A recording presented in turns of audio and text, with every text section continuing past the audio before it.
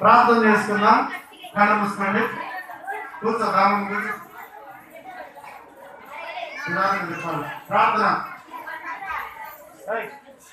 సర్వశక్తి యోగికి కనిపెరుగుల తండ్రి, మహోన్నతమైన మా ప్రభువాన్ని ఘనమైన ఉన్నతమైన శ్రేష్టమైన నామమునకు కృతజ్ఞతాస్తుతి స్తోత్రాలు తెలియజేసుకుంటూ ఉన్నాం తండ్రి.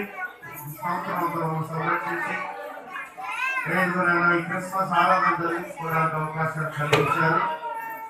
అయ్యా మరి కృష్ణా గోదావరి అధ్యక్ష ఖండంలో ఉన్నటువంటి రాఘవపురం దేవరి గురుదూరు ప్యారిష్ పరిశుద్ధ పౌలు సిఎస్ఐ సంఘాన్ని మీ ప్రభుత్వ ప్రార్థన చేస్తున్నాను. దేవా, ఈ రోజున ఈ క్రిస్మస్ ఆరాధన ఇంతవరకు నేను పాటల్లో తోడుగా ఉన్నారు, ఆరాధనలో తోడుగా ఉన్నారు, వాక్య పట్టణాల్లో తోడుగా ఉన్నారు. ఈ సమయంలో తండ్రి ఈ మాటలను తెలియజేయడానికి సేవకులుగా నిలబడి ఉండగా మాకు కావాల్సిన పర్యాలకు జ్ఞానాన్ని మీరు మాకు అనుగ్రహించండి. వినిచిన బిడ్డలందరూ కూడా విని గ్రహించి వాక్యానుసారంగా జీవించడం దయచేయమని యేసు నామములో అడిగి వేడుకుంటున్నాము తండ్రి. ఆమేన్. ఆమేన్. ఓకే, మంచిది. దేవుని బిడ్డలారా, ఈ ఉదయకాల సమయంలో మీ అందరికీ క్రిస్మస్ శుభాకాంక్షలు తెలియజేస్తున్నాం. Happy happy Christmas. Happy happy Christmas.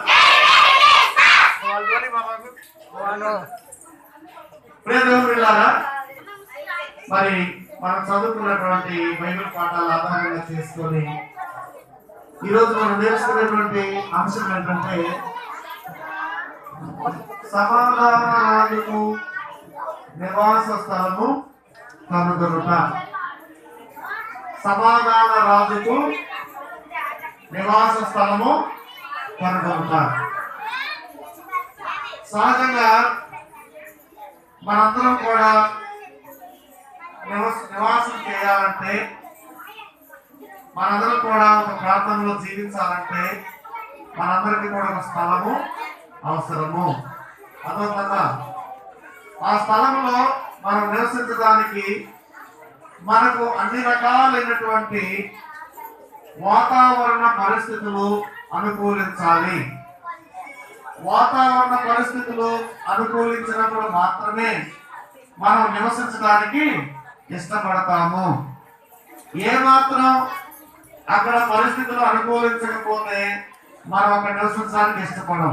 ఉదాహరణకి ఒక ఇల్లు మనం అద్దెకు తీసుకున్నాం అనుకోండి, ఇల్లు బాగానే ఉంటుంది కానీ అక్కడ తాగడానికి నీళ్లు ఉండవు. అదొకటి. మరి ఇంటి పరిస్థితులు సరిగా లేనప్పుడు ఆ ఇంట్లో మనం ఉండడానికి ఇష్టపడతామండి. కొన్ని చోట్ల రెంట్ తక్కువైనా పరిస్థితులు బాగోకపోతే మనం నివసించడానికి ఇష్టపడం. ఇవన్నీ మనకు తెలుసు. అయితే ప్రతి బిడ్డలారా, ఈ భూమి మీదకి మనుషుల యొక్క పరిస్థితులను మార్చడానికి, మనుషులను ఆశీర్వదించడానికి, మనుషులందరినీ కూడా దీవించడానికి దేవుడు ఆయన ఒక ప్రణాళికను ఏర్పాటు చేశాడు. ఆయన ఏర్పాటు చేసినటువంటి ప్రణాళికలో మరి మనం చూస్తే ప్రజలారా, యెషయా గ్రంథము 9వ అధ్యాయము 2వ వాక్యం నుంచి మనము ఆలోచన చేస్తే అక్కడ రాయబడినటువంటి మాట ఒకసారి మనం చూద్దాం, చదువుదాం ప్రజలారా. చీకటిలో నడుచు జనులు గొప్ప వెలుగును చూస్తున్నారు.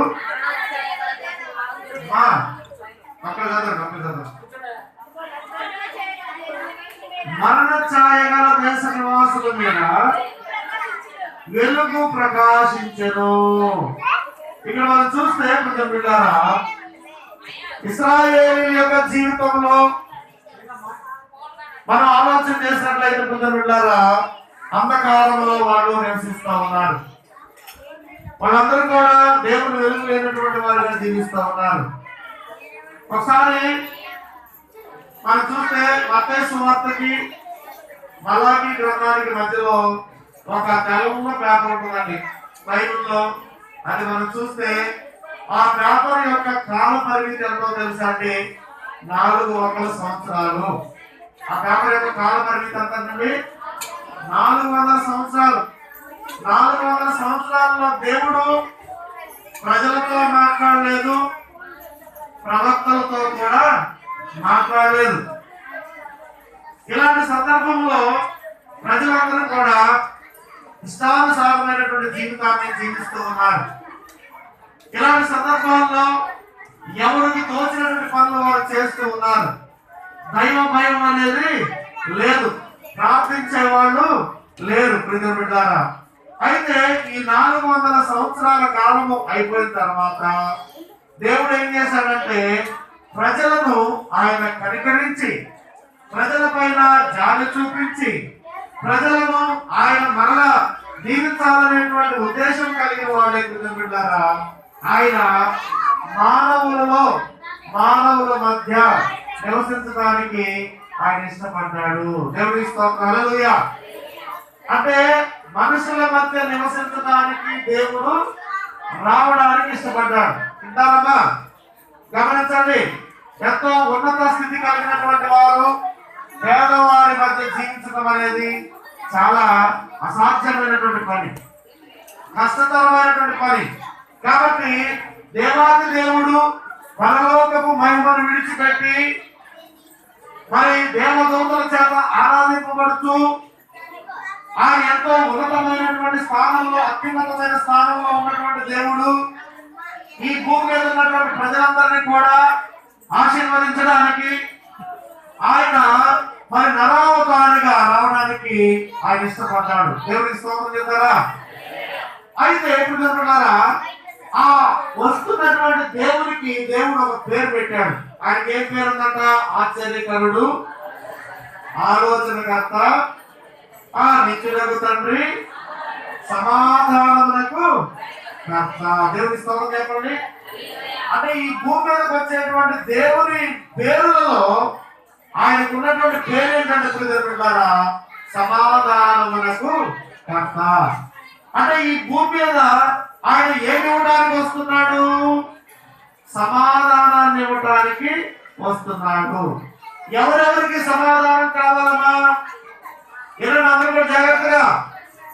ఈ రోజు మనం చూస్తే భార్యాభర్తల మధ్య సమాధానం లేదు. ఈ రోజు మనం చూస్తే తల్లిదండ్రుల మధ్య, పిల్లల మధ్య సమాధానం లేదు. ఈ రోజు సమాజాన్ని మనం చూస్తే అన్నదమ్ముల మధ్య, అక్క చెల్లెల మధ్య సమాధానం లేదు. ఈ రోజు మనం చూస్తే ఎన్నో ఇరుగు పొరుగు వారి మధ్య సమాధానం లేదు. ఈ రోజు మనం గమనిస్తే ప్రజలున్నారా, సమాజంలో మరి కొన్ని గ్రూపుల మధ్య మరి సమాధానం లేదు. ఇంకా మనం గమనిస్తే ప్రపంచ దేశాలలో ఒక దేశానికి మరొక దేశానికి సమాధానము లేదు. ప్రజలున్నారా, సమాధానం అంటే ఏంటి? కలిసి జీవించలేకపోవటమే సమాధానము లేకపోవటం. అర్థమవుతుందమ్మా? ఎవరైతే కలిసి జీవించలేకపోతున్నారో వారిలో సమాధానం లేదు. ఎవరైతే స్నేహపూర్వకంగా ఉండలేకపోతున్నారో వారిలో సమాధానం లేదు. ఎవరిలో ప్రేమ, అనురాగము, వాత్సల్యం లేదో వారిలో సమాధానము లేదు. ఇలాంటి సమాధానం లేనటువంటి భూలోకంలో ఉన్న ప్రజలందరికీ కూడా ఆయన యొక్క సమాధానాన్ని ఇవ్వడానికి ఆయన సమాధానకర్తగా ఈ లోకానికి వచ్చాడు. అర్థమవుతుందమ్మా? సమాధానకర్తగా యేసు ప్రభు ఈ లోకానికి వచ్చాడు. ఎందుకు సమాధానం మనకు అవసరం కదా? సమాధానం మనకు అవసరమా? సమాధానం లేకపోతే ఈ ప్రపంచంలో ఏ మనిషి కూడా బ్రతకడం కష్టం అండి. ఏ మనిషి అయినా సరే జీవించడానికి చాలా మరి భయాందోళనకు గురవుతూ ఉంటారు. కాబట్టి అలనాడు చీకట్లో నడుస్తున్నటువంటి ప్రజలు సమాధానం లేని వారిగా, ఐక్యత లేని వారిగా, ప్రేమ లేని వారిగా జీవిస్తున్నటువంటి తరుణంలో దేవాది దేవుడు ఆయన ఒక స్థలాన్ని ఎన్నుకున్నాడు. ఆ స్థలమే బెత్లెహేము గ్రామము. దేవునికి స్తోత్రం, హల్లెలూయా. మీకా గ్రంథం 5వ అధ్యాయము, మీకా గ్రంథము 5వ అధ్యాయము 1-2 వచనాలు చదవడం పెట్టారా?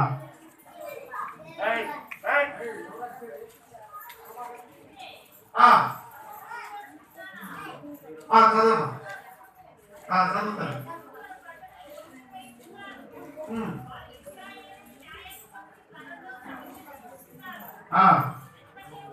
బెత్లెహేము, ఎఫ్రాతా, యూదా వారి కుటుంబంలో నువ్వు ఎంత మాత్రం సత్వమైన దానము దేవుని స్తోత్రం. హల్లెలూయా.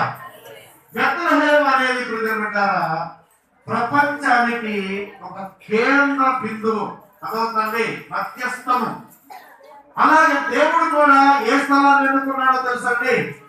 మీరు ఎక్కడైనా పరిపాలన జరగాలంటే అన్ని ప్రాంతాలకు సమానంగా ఉండేటువంటి ప్రాంతాన్ని ఎన్నుకొని పరిపాలన జరిగిస్తారు. అలాగే దేవుడు కూడా తన యొక్క పరిపాలన జరిగించడానికి, ప్రజలకు సమాధానం ఇవ్వడానికి దేవుడు ఏ స్థలాన్ని ఎన్నుకున్నాడు చెప్పడమా? ఏ స్థలాన్ని ఎన్నుకున్నాడు? బెత్లెహేము, ఆసియా ఖండంలో ఉన్నటువంటి బెత్లెహేము గ్రామాన్ని ఎన్నుకున్నాడు. మన వాళ్ళు అప్పుడప్పుడు పాడుతూ ఉంటారు, ఓ బెత్లెహేము గ్రామమా, ఓ ధన్యమైన గ్రామమా,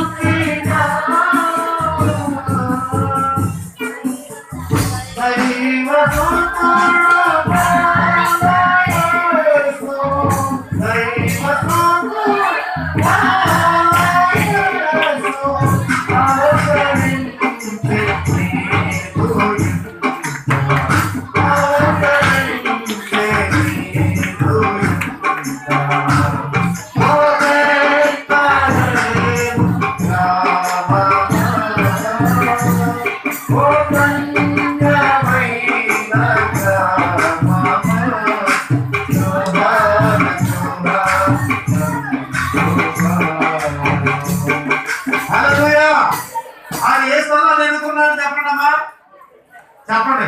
ఇప్పుడు మీకు గట్టు దగ్గర స్థలం ఇచ్చారు. అరే ముందు మీకు ఏ స్థలం కావాలో కోరుకున్నాడు. ఏ స్థలం కోరుకున్నారు? రోడ్డు పక్కన ఉన్నది మొట్టమొదటిగా నాకే కావాలి. ఎందుకని? అనుకూలం. అదవుతాడు. ఎక్కడో మూల నుండి ఇస్తే ఏం చేస్తారు? ఈ ఏదో యువతలుసుకోక ఆటో తీసుకుపోయినాను మూల పెట్టాలంట. కానీ దేవుడు కృతజ్ఞత బెత్లెహేము గ్రామాన్ని ఎన్నుకొని, అది స్వల్పమైన గ్రామము కాదు. ఈ గ్రామంలో నుండి ప్రపంచాన్ని పరిపాలించడానికి, ప్రపంచానికి సమాధానం ఇవ్వడానికి, ప్రపంచాన్ని తీర్చడానికి లోకరక్షకుడైనటువంటి యేసుక్రీస్తు ఈ లోకానికి రాబోతున్నాడు అని చెప్పేసి దేవుడు ఈనాడు ప్రవచన వాక్యాన్ని తెలియజేశాడు. క్రిస్మస్ పండుగ అంటే ప్రవచనాల పండుగ. దేవుని స్తోత్రం. హల్లెలూయా. క్రిస్మస్ పండుగ అంటే స్తుతుల పండుగ.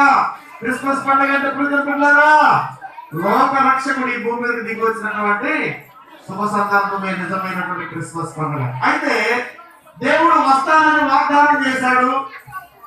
పలానా చోట వస్తానని స్థలాన్ని కూడా ఎన్నుకున్నాడు.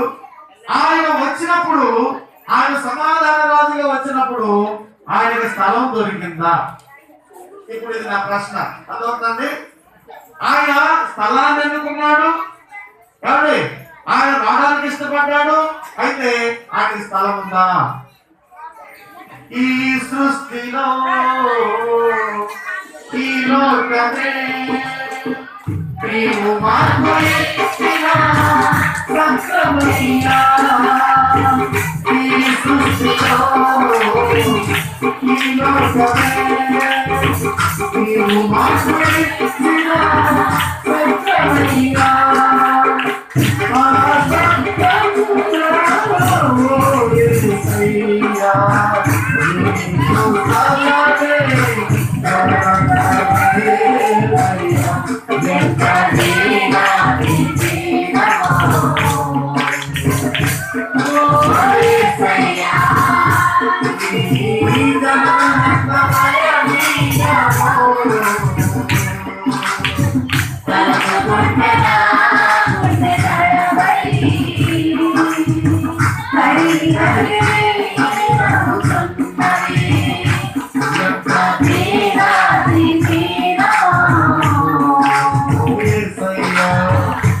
ఎన్నుకున్న స్థలానికి, ఏర్పాటు చేసుకున్న స్థలానికి, కన్యమర్య గర్భమును ఆయన ఉద్భవించడానికి నవమాసాలు తల్లి గర్భములో ఉండిన వాడై ఏ స్థలాన్ని అయితే ఎన్నుకున్నాడో ఆ స్థలంలోనికి ఆయన వస్తే లోకాసు వార్త 2వ అధ్యాయానికి వచ్చేయండి. ఇప్పుడు ఇక లోకాసు వార్త 2వ అధ్యాయంలో చదివితే ప్రతిపెట్టారా మనం 2వ వచనం నుంచి మనం చదివినట్లయితే అక్కడ మనకు కనిపిస్తున్నటువంటి సందర్భాన్ని ఒకసారి మనం ఆలోచన చేద్దాం. చదవడమ్మా దయచేసి.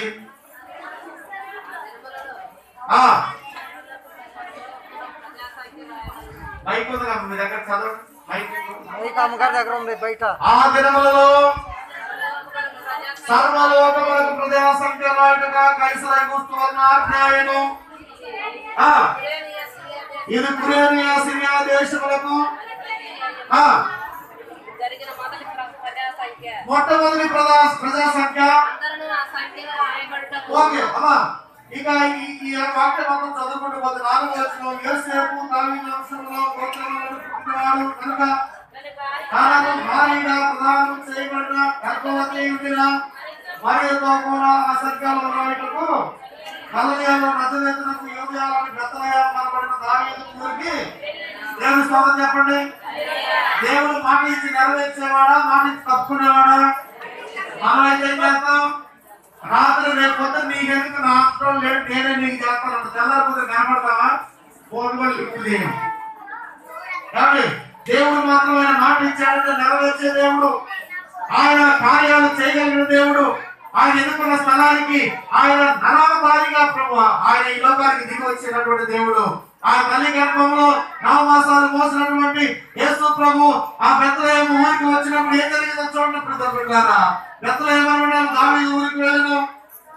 వారు అక్కడ ఉన్నప్పుడు ఆమె ప్రసవ దినములు కనుక తన తొలచు కుమారుని కని పొత్తి గొడవలతో చుట్టి సత్రంలో వారికి స్థలం లేనందున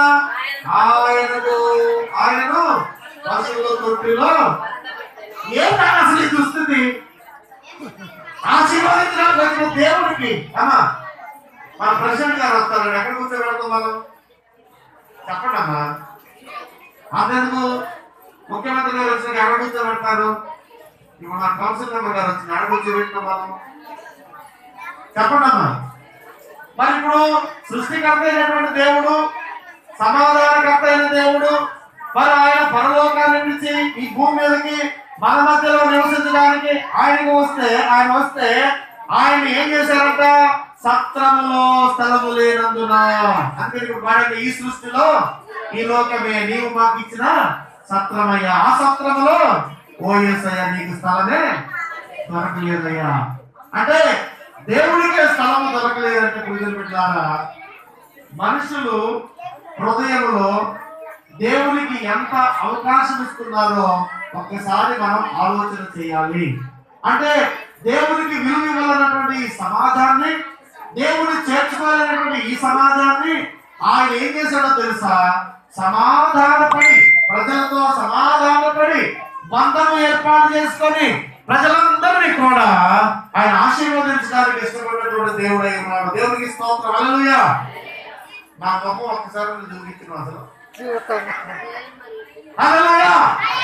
కాబట్టి ఆ సత్రంలో స్థలం లేనందున పశువుల తొట్టిలో. పశువుల తొట్టి అంటే ఏముంటది చెప్పండి? చూసాను పశువుల తొట్టిలో ఏముంటది?